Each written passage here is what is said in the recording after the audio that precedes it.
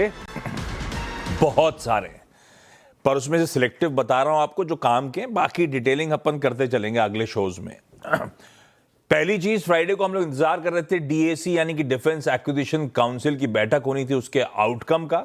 Outcome आ गया था बाजार बंद होने के बाद कि डीएसी ने 52,000 करोड़ रुपीस के कैपिटल एक्विजिशन प्रपोजल्स को मंजूरी दी है।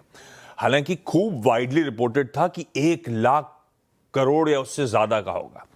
अच्छा, इसमें दो स्टॉक स्पेसिफिकली, क्योंकि जितना भी एक्विजिशन हो रहा है वो सब्सटैंशियल पोर्शन जा रहा है मल्टी लेयर्ड मिसाइल सिस्टम्स के लिए। इसीलिए भारत डायनेमिक्स, इसीलिए भारत इलेक्ट्रॉनिक्स आपकी स्क्रीन पर नजर आएगा। मिसाइल्स और रेडार्स, इलेक्ट्रॉनिक वॉरफेयर और एंटी ड्रोन, ये लार्जली वो पैसा यहां जा रहा है। इसके अलावा Q1 के अपडेट्स, बैंक्स में बहुत सारे इंपॉर्टेंट वाले मेंशन कर देता हूं। HDFC बैंक, इसके ग्रॉस एडवांसेस 15.4% बढ़े, डिपॉजिट्स 14.7% का जंप है और कासा मोबिलाइजेशन भी 9.4% इंप्रूव हो रहा है। तो एक सिग्निफिकेंट, पहले तक अब तक क्या था, मर्जर इंटीग्रेशन का ड्रैग था, अब एक डिसाइसिव मोमेंटम लौट रहा है, ऐसा लग रहा है एडवांसेस के नंबर्स देख के। क्रेडिट मोमेंटम स्ट्रांग है। दूसरा, कोटक महिंद्रा बैंक, इसने FY27 की शुरुआत करी, ऐसा कह लीजिए बड़ा स्टेबल सा, रेजिलिएंट सा परफॉर्मेंस है। नेट एडवांसेस 15% बढ़े, डिपॉजिट्स 12.25% बढ़े और कासा 10.25% का जंप दिखा रहा है। रेजिलिएंट, अच्छे नंबर्स।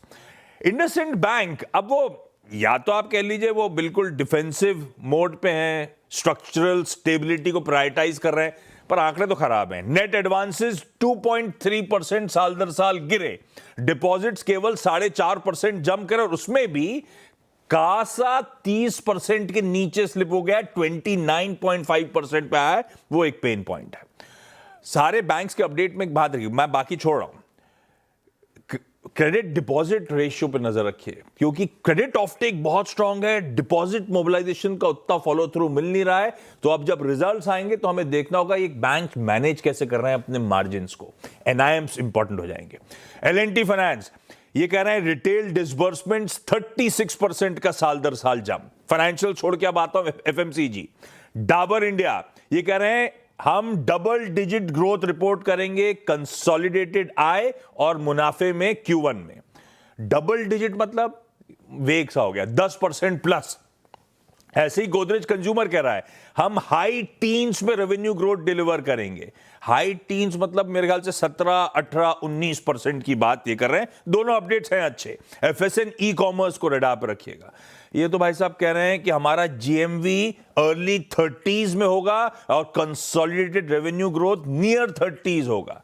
अर्ली 30s मतलब 30, 31, 32% का GMV और net revenue growth near 30s मतलब भाई हो सकता है 28-29% की बात कर रहे हैं। वे जो भी है, अपडेट स्ट्रांग है, ये इंपॉर्टेंट है। बाकी सारी डिटेलिंग टॉप 20 और मुनाफे की तैयारी में करते चलेंगे। यहां पे ब्रेक ले रहा हूं,